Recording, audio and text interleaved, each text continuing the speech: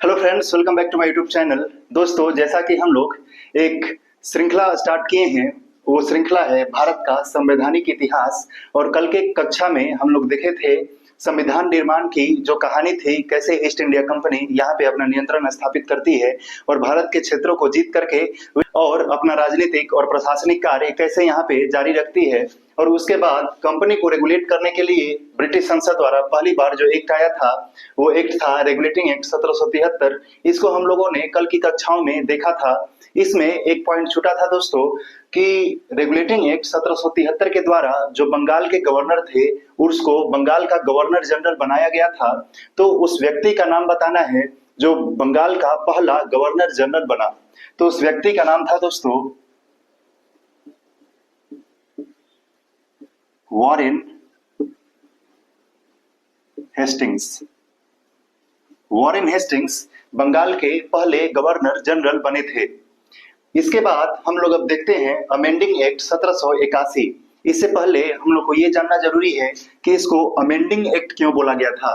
क्योंकि लास्ट के कक्षा में हम लोग देखे थे कि रेगुलेटिंग एक्ट में जो सुप्रीम कोर्ट की स्थापना की गई थी और कार्यकारिणी परिषद जो थी, उसमें टकराव की स्थिति बन जाती थी। उसी टकराव को दूर करने के लिए एक एक्ट लाया गया 1781 में। इसीलिए इस सुधारवादी एक्ट को हम लोग अमेंडिंग एक्ट बोलते हैं।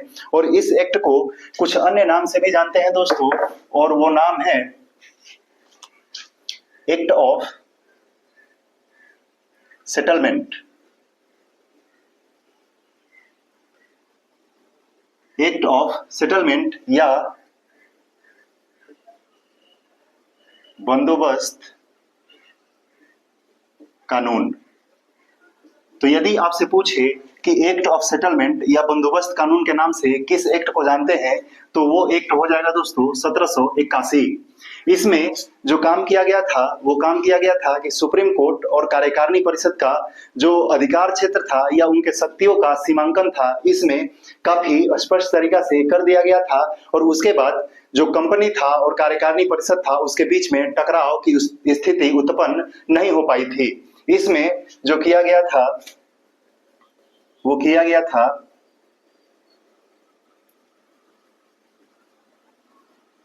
सुप्रीम कोर्ट की शक्तियों का सीमांकन।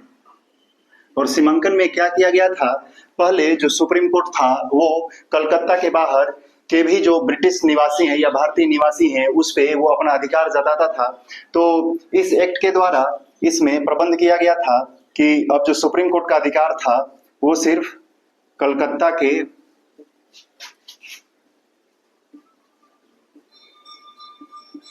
निवासियों पर ही रहेगा। कलकत्ता के बाहर सुप्रीम कोर्ट का जो अधिकार था वो नहीं रहेगा। इसके साथ साथ सुप्रीम कोर्ट क्या करती थी कि जो कंपनी के कर्मचारी हैं, उनके विरुद्ध भी ये कार्रवाई कर देता था। तो ब्रिटिश संसद ने इसका सीमांकन करते हुए ये कहा था कि जब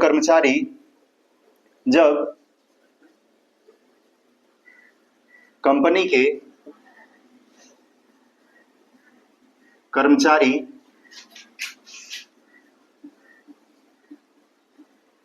सरकारी कार्य कर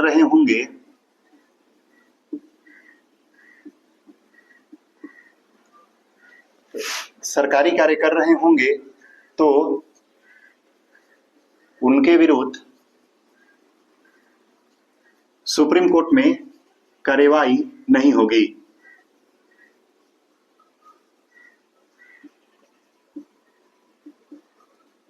तो ये प्रावधान भी अमेंडिंग एक्ट 1781 के द्वारा किया गया था।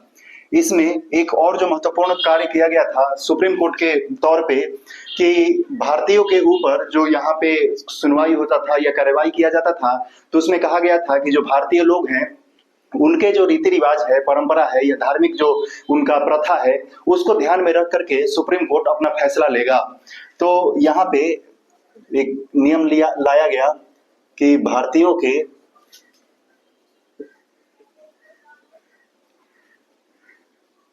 रीति रिवाज,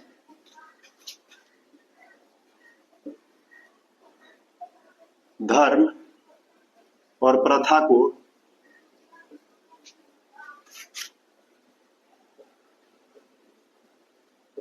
ध्यान में रखकर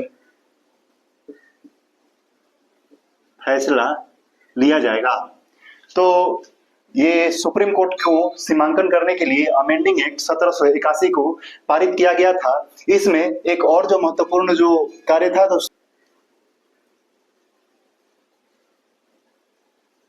राजस्व संबंधी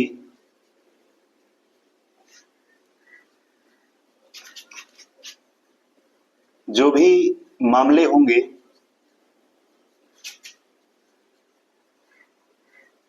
वे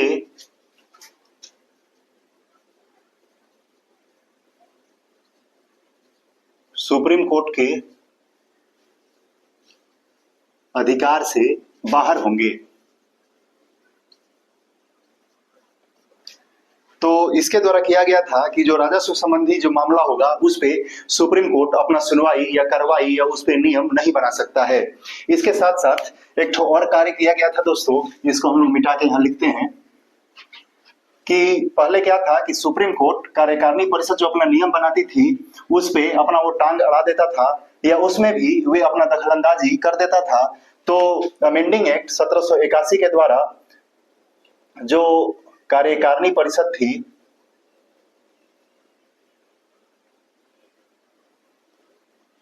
कार्यकारिणी परिषद के कार्यों को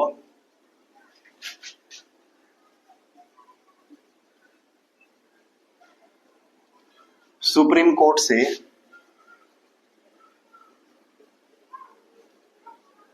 स्वतंत्र कर दिया गया। मतलब जो कार्यकारिणी परिषद थी,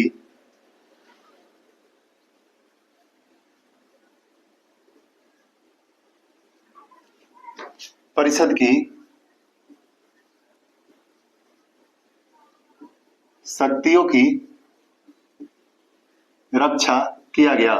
तो अमेंडिंग एक्ट 1781 का जो महत्वपूर्ण कार्य था दोस्तों वो ये था कि सुप्रीम कोर्ट की शक्तियों का सीमांकन किया गया। पहले जो सुप्रीम कोर्ट अपना दखलंदाजी सभी कार्यों में कर देता था उसको अब सीमित किया गया, उस पे लिमिट लगाया गया। और पहला जो लिमिट था वो ये था कि सुप्रीम कोर्ट के अधिकार में सिर्फ और सिर्फ कलकत्ता के निवासी ही आएंगे, चाहे वो ब्रिटिश कर्मचारी हो चाहे भारतीय नागरिक हो। इसके अलावा कंपनी के कर्मचारी यदि कोई सरकारी कार्य कर रहे हो तो उनके विरुद्ध कार्रवाई नहीं होगी। यदि कोई कंपनी के कर्मचारी है और वो सरकारी कार्य कर रहे हैं तो उनके विरुद्ध कोई भी कार्रवाई सुप्रीम कोर्ट में नहीं की जाएगी। इसके अलावा भारतीयों के रीति रिवाज, धर्म और प्रथा को ध्यान में रख करके सुप्रीम कोर्ट अपना फैसला सुनाएगा। इसके बाद जो राजस्व संबंधी मामले हैं कि मतलब राजस्व संबंधी जितने भी मामले हैं, चाहे राजस्व कितना लगाया जाएगा, चाहे राजस्व वसूली कैसे किया जाएगा, इन सभी मामलों पे सुप्रीम कोर्ट अपना अधिकार नहीं रखेगा और ये सुप्रीम कोर्ट से स्वतंत्र रहेगा। इसके बाद कार्यकारिणी परिषद की शक्तियों की रक्षा की गई। और रक्षा कैसे की गई कि जो कार्यकारिणी परिषद जो भी कार्य करेंगे उसमें सुप्रीम कोर्ट अपना टांग नहीं अड़ाएगा, मतलब वो सुप्रीम कोर्ट से स्वतंत्र रहेगा। तो ये जितने सारे प्रबंधन थे ये अमेंडिंग एक्ट 1781 के द्वारा किया गया था, जिसको हम लोग एक्ट ऑफ सेटलमेंट या बंदोबस्त कानून के नाम से भी जानते हैं। अमेंडिंग एक्ट 1781 के बाद दोस्तों 1784 में भी एक एक्ट आया जिसको हम लोग पिट्स इंडिया एक्ट बोलते हैं। आइए अब हम पिट्स इंडिया एक्ट के प्रावधान को देखते हैं। तो 1781 के बाद जो एक्ट आया था दोस्तों वो आया था 1784 में और उसको हम लोग बोलते हैं पिट्स इंडिया एक्ट, या इंग्लिश में इसको लिखते हैं हम लोग पिट्स इंडिया एक्ट। और ये आया था दोस्तों 1784 में। पिट्स इंडिया एक्ट के समय वहां के जो प्राइम मिनिस्टर थे,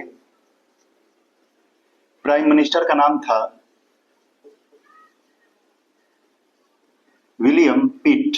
और विलियम पिट के नाम पे ही ये जो एक्ट था उसको हम लोग पिट्स इंडिया एक्ट बोलते हैं। और इस एक्ट में जो प्रमुख प्रावधान था दोस्तों कि कंपनी का जो व्यापारिक मामला था और राजनीतिक मामला था उसको अलग अलग कर दिया गया। चूंकि जब व्यापारिक मामला और राजनीतिक मामला इसको अलग किया गया, उसी कारण भारत में द्वैध शासन की जो नींव थी वो पड़ी। तो इसको हम लोग ऐसे लिख सकते हैं कि कंपनी के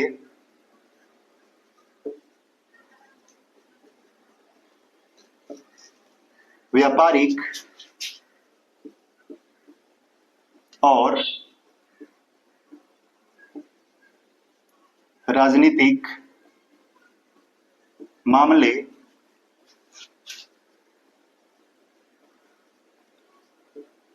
अलग कर दिए गए, और यही जो व्यापारिक और राजनीतिक मामला अलग अलग हुआ, इसी से भारत में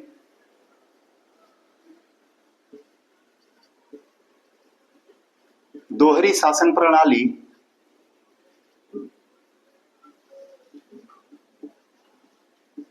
स्थापित होती है, जो कि ये चलती है आपका है 1858 ईस्वी तक।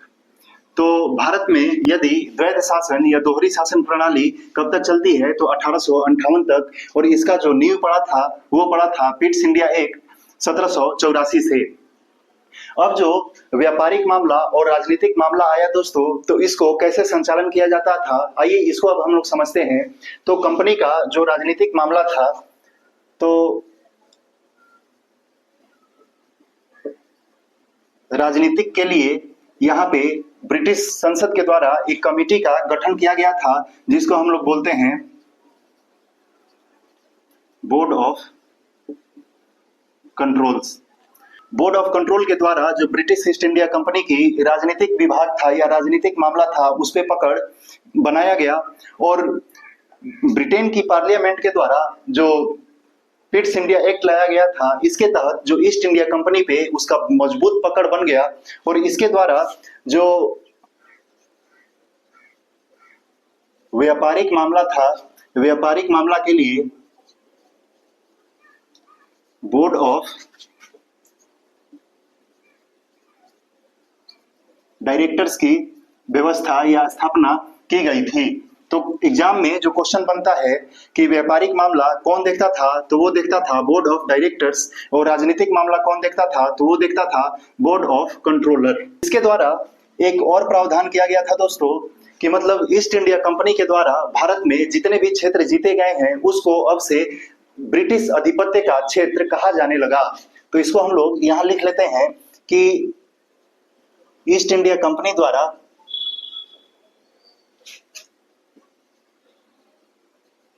विजित भारतीय क्षेत्रों को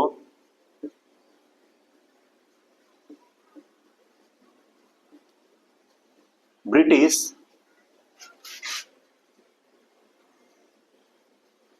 अधिपत्य का क्षेत्र कहा जाने लगा।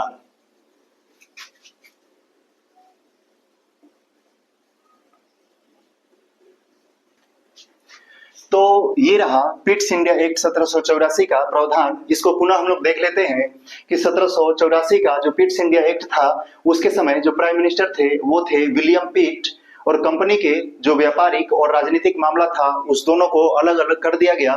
जो कंपनी का राजनीतिक मामला था उसको बोर्ड ऑफ कंट्रोल देखता था, जिसमें 6 सदस्य होते थे, और जो 6 सदस्य होते थे दोस्तों वो थे ब्रिटेन के मंत्री या उनके कोई प्रतिनिधि। और जो व्यापारिक मामला था उसको कोर्ट ऑफ डायरेक्टर्स या बोर्ड ऑफ डायरेक्टर्स इसको देखता था। और 1784 के पिट्स इंडिया एक्ट के द्वारा ही ईस्ट इंडिया कंपनी द्वारा भारत में विजित जो क्षेत्र थे उसको अब से ब्रिटिश अधिपत्य का क्षेत्र कहा जाने लगा। तो आज के जो क्लास में हम लोग देखे 1781 का अमेंडिंग एक्ट और 1784 का पिट्स एक्ट। आई होप कि आपको ये दोनों एक्ट अच्छा से समझ में आया होगा। यदि आप इस वीडियो को पसंद कर रहे हैं तो इसको लाइक करिए, कमेंट करिए और चैनल को सब्सक्राइब करिए। Thank you for watching this video. धन्यवाद।